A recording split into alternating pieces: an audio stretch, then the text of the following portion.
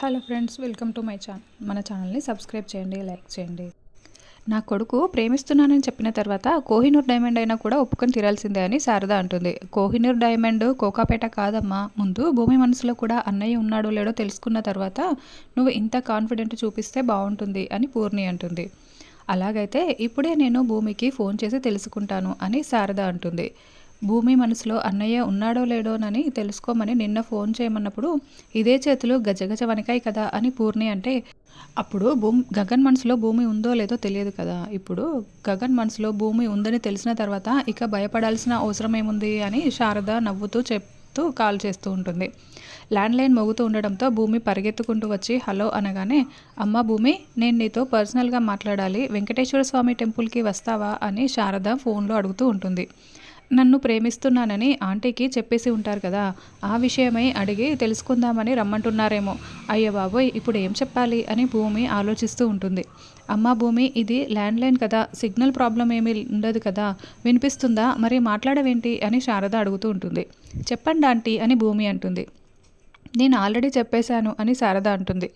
Aunty ఈరోజు కలవాలా aunty, ఈరోజు కుదరదా ఆంటీ అని భూమి అంటుంది.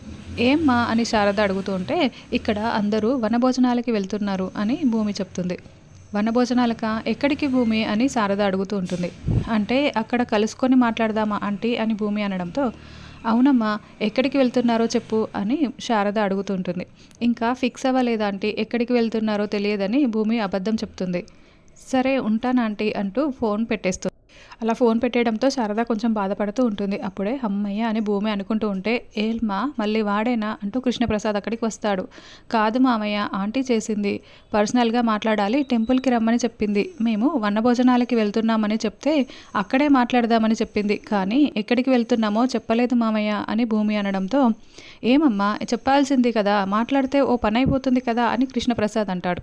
మీకేం మామయ్య, మీరు ఇలాగే మాట్లాడతారు, ఇప్పుడు ఆయన నన్ను ప్రేమిస్తున్నాడు, మరి నీ అభిప్రాయం ఏంటి అని ఆంటీ అడుగుతారు, అప్పుడు నేనేం సమాధానం చెప్పాలి, అందుకే మామయ్య చెప్పకుండా తప్పించుకున్నాను అని భూమి వెళ్తుంది. శారద వాళ్ళు కూడా వస్తే చాలా బాగుంటుంది, మాట్లాడుకోవటానికి వీలు కాకపోయినా అందరము దగ్గరగానే ఉన్నట్లు ఉండే ఆ ఫీలింగే చాలా బాగుంటుంది అని కృష్ణప్రసాద్ మనసులో అనుకుంటూ ఉంటారు. మరోవైపు నక్షత్ర ఫోన్లో తన ఫ్రెండ్తో మాట్లాడుతూ, లేదే నేను ఈరోజు కాలేజీకి రావట్లేదు, మేమందరము వనభోజనాలకు వెళ్తున్నాము అని అంటే, ఏమే ఫ్యామిలీతో వెళ్ళే వనభోజనాల్లో కిక్కేముంటుంది, కాలేజీలో వెళ్ళే పిక్నిక్ చాలా థ్రిల్ ఉంటుంది అని ఫ్రెండ్ అంటూ ఉంటుంది. లేదే ఇక్కడ వనభోజనాలకి మా బావ కూడా వస్తాడు, ఆ థ్రిల్లే వేరుగా ఉంటుంది, నేను మా బావని కూడా పిలుస్తున్నాను అని నక్షత్ర అంటూ ఉంటుంది.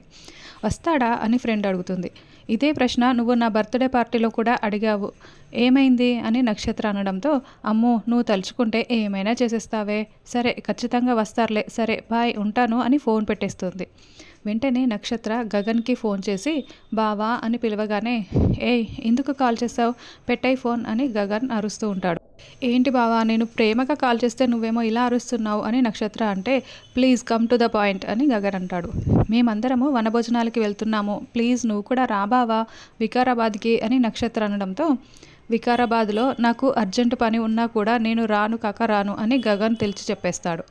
దాంతో నక్షత్రకి చాలా కోపం వస్తుంది. నువ్వు నాకు పంపించిన మెసేజ్ల గురించి మర్చిపోతున్నావు బావా అని నక్షత్ర అంటే, నక్షత్ర నువ్వు కాదు కదా, నీ బాబు వాడి బాబు వచ్చినా నేను బ్లాక్మెయిల్కి లొంగే రకం కాదు అని గగన్ వార్నింగ్ ఇస్తూ ఉంటాడు.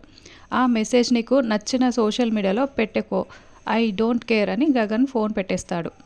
గగన్ రెడీ అయిపోయి కోట్ తీసుకొని, అమ్మ నేను ఆఫీస్కి వెళ్తున్నాను అని చెప్తూ ఉంటే, గగన్ మనం వనభోజనానికి వెళ్దామా అని శారద అంటుంది. ఏమైందమ్మా, ఈరోజు అందరూ వనభోజనాల గురించి మాట్లాడుతున్నారు, నాకు ఆఫీస్లో చాలా ఇంపార్టెంట్ వర్క్ ఉంది, నాకు రావటానికి కుదరదు, కావాలంటే మీరు వెళ్ళండి, నేను వెళ్తున్నాను అని గగన్ వెళ్తూ ఉంటాడు. గగన్ భూమి కూడా వస్తుందంట అని శారద చెప్పగానే గగన్ ఒక క్షణం ఆగిపోతాడు. దాంతో శారద పూర్ణి ఇద్దరు ఒకరినొకరు చూసుకుంటూ చాలా సంతోషపడుతూ ఉంటారు. కాకపోతే వాళ్ళు ఎక్కడ వనభోజనాలకి వెళ్తున్నారో తెలియడం లేదు అని పూర్ణి అంటుంది. వికారాబాద్ అని వెంటనే గగన్ చెప్పేస్తాడు. నీకెలా తెలుసు అన్నయ్య అని పూర్ణి అంటే, నక్షత్ర చెప్పింది అని గగన్ నవ్వుతూ చెప్తూ ఉంటాడు. నక్షత్ర నీకెందుకు కాల్ చేసింది అని శారద షాకింగ్గా అడుగుతూ ఉంటుంది. అదంతా ఓ పెద్ద కథలే అమ్మా, తర్వాత చెప్తాను, కానీ కార్తీక మాసం సంవత్సరానికి ఒక్కసారి వస్తుంది, వనభోజనాలకి వెళ్దామని మీరు కూడా ముచ్చట పడుతుంటారు కదా! ఆఫీస్‌ది ఏముంది ఈ రోజు కాకపోతే రేపు వెళ్ళొచ్చు. కాబట్టి మీరు వెళ్ళి వంటలు ప్రిపేర్ చేయండి. నేను కూడా వెళ్ళి డ్రెస్ చేంజ్ చేసుకొని వస్తాను అని గగన్ అంటాడు. సరే అన్నయ్య నువ్వు వెళ్ళి రెడీగా మేము కూడా వంటలు చకచక రెడీ చేసేస్తాం అని పూర్ణి చెప్తూ ఉంటుంది. గగన్ చాలా సంతోషపడుతూ పైకి వెళ్తాడు. అన్నట్లు ఆ నక్షత్ర వీడికెందుకు ఫోన్ చేసింది అని శారద అంటే, ఎందుకైతే మనకెందుకమ్మా, అన్నయ్య అయితే రావటానికి ఒప్పుకున్నాడు అంతే చాలు అని పూర్ణి చెప్తుంది. తర్వాత భూమి తలస్నానం చేసి బాల్కనీలో నిలబడి తల తుడుచుకుంటూ ఉంటే గార్డెన్లో కుర్చీలో కూర్చున్న చెర్రీ అద్దం పట్టుకొని ఆ అద్దంలో భూమిని చూసుకుంటూ ముద్దులు పెట్టుకుంటూ సైట్ కొట్టుకుంటూ ఉంటాడు. అప్పుడే బిందు అక్కడికి వచ్చి ఒరేయ్ అన్నయ్య ఏం చేస్తున్నావురా అని అడగడంతో అద్దంలో నా హృదయాన్ని చూసుకుంటున్నాను అని చెర్రీ చెప్తూ ఉంటాడు. అయితే కత్తి తీసుకువచ్చి ఇస్తాను కోసి చూసుకుంటావా అని బిందు అంటుంది. నా కవి హృదయం నీకు అర్థం కాదే, ఈ వెటకారాలు కాస్త ఆపుతావా, ప్రేమించే ప్రతి వ్యక్తి కూడా కవైపోతాడు.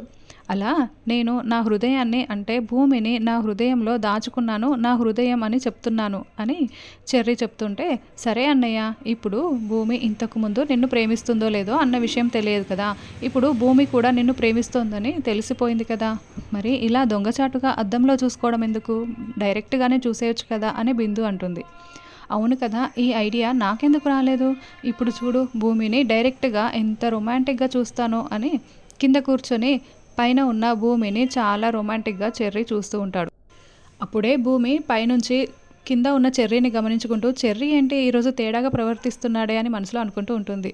ఉన్నట్లుండి కుర్చీలో కూర్చున్న చెర్రీ కింద పడిపోతాడు. అప్పుడు విష్ణుమూర్తిలాగా తల కింద చేయి పెట్టుకొని ఇంకా బిల్డప్ కొడుతూ భూమి వైపు చూస్తూ ఉంటాడు. అయితే భూమి పట్టించుకోకుండా లోపలికి వెళ్తుంది. అదేంటి పట్టించుకోకుండా భూమి అలా వెళ్ళిపోయింది అని చెర్రీ అనుకుంటూ ఉంటే, నువ్వు రొమాంటిక్గా చూడమని చెప్తే చిన్నపిల్లల దగ్గర చాక్లెట్లు కొట్టేసే పూచోర్లా చూసావు, అందుకే భయపడి పారిపోయింది అని బిందు చెప్తుంటే, అయితే రొమాంటిక్గా ఎలా చూడాలో నువ్వే చెప్పవే అని చరణ్ అంటాడు. నేనేమైనా ఎవరినైనా ప్రేమిస్తున్నానా చెప్పటానికి, నువ్వే తెలుసుకోవాలి అని బిందు లోపలికి వెళ్తుంది. వనభోజనాలకి వెళ్తున్నాం కదా, అక్కడ చూపిస్తా రొమాంటిక్ అంటే ఏంటో అని చెర్రీ మనసులో అనుకుంటూ ఉంటాడు. ఏమండి ఇందు వాళ్ళను కూడా వనభోజనాలకి రమ్మని చెప్దామండి, బయటికి తీసుకువెళ్ళినట్లు ఉంటుంది అని మీరా అంటే, పెళ్ళైన జంటని హనీమూన్కి పంపించాలి కానీ వనభోజనాలకి తీసుకువెళ్ళరు, ముందు ఈ విషయం మీ వదినతో చెప్పు అని కృష్ణప్రసాద్ చెప్తాడు. సరే నువ్వు పిలిస్తే నేను పిలిచినట్లే అని ఫోన్ చేయని కృష్ణప్రసాద్ వెళ్తాడు. హలో ఇందు ఎలా ఉన్నావు అని అడగడంతో, ఒక్క రోజులోనే ఇంత మార్పు వస్తుందని అసలు అనుకోలేదమ్మా అని ఇందు అంటుంది. అదేంటే అలా మాట్లాడుతున్నావు, ఏమైంది అని మీరా టెన్షన్ పడుతూ ఉంటే, అప్పుడే వంశీ వాళ్ళ అమ్మ నాన్న ఫోన్ లాక్కొని మాట్లాడుతూ ఉంటారు. కట్నం అని చెప్పి పండ్లు స్వీట్లు పంపిస్తారా, కట్నం డబ్బులు వచ్చే వరకు మేము రాము, మీ కూతుర్ని కూడా అడుగు బయటకు పెట్టనివ్వము, కాబట్టి మీరు వనభోజనాలకి ఎక్కడికైనా వెళ్ళండి, కట్నం డబ్బులు ఇచ్చే వరకు ఇందుని అడుగు బయట పెట్టనివ్వం, కావాలంటే మీ అమ్మాయితోనే మాట్లాడండి అని ఫోన్ ఇవ్వడంతో, అవునమ్మా రాత్రి బ్యాగుల్లో పండ్లు స్వీట్లే ఉన్నాయి, కట్నం డబ్బులు లేవమ్మా అని ఇందు చెప్పడంతో, అవునా సరే నేను వదిన అడిగి తెలుసుకుంటాను అని వదిన అని పిలుస్తూ మీరా పరిగెత్తుకుంటూ వస్తూ ఉంటుంది. అప్పుడే గోరింటాకు పిన్ని అపూర్వ దగ్గరికి వచ్చి, ఏంటి భూమిని మర్డర్ చేయడానికి కూడా ఇంత అందంగా రెడీ అవ్వాలా అమ్మాయి నువ్వు అని అనడంతో, పిన్ని ఆపుతావా, మనసులో మాటల్ని ఎవరితోనో పంచుకుంటే బాగుంటుందని నిన్ను పిలిపిస్తే నీ మాటలతో నేను నిన్ను చంపేసి జైలుకి వెళ్ళేలా ఉన్నాను అని అపూర్వ అరుస్తూ ఉంటుంది. అదేంటమ్మా భూమి ప్రాణాలు తీయటానికి ఇంత అందంగా రెడీ అవ్వాలా అని అడిగాను, అందులో తప్పేముంది అని గోరింటాకు పిన్ని అంటుంది. అబ్బా ఆపుతావా, భూమిని మర్డర్ చేయటానికి అందంగా తయారయ్యావా, భూమిని మర్డర్ చేస్తావా అని మాటికి అనడం అవసరమా అని అపూర్వ అనగానే, అప్పుడే మీరా అక్కడికి వచ్చి వినేసి, ఏంటి వదిన నువ్వు భూమిని మర్డర్ చేయటం ఏంటి, చెప్పు వదిన చెప్పు, నీకు అంత అవసరం ఏమొచ్చింది అని మీరా నిలదీస్తూ ఉంటుంది. అపూర్వ టెన్షన్ పడుతూ ఉంటుంది.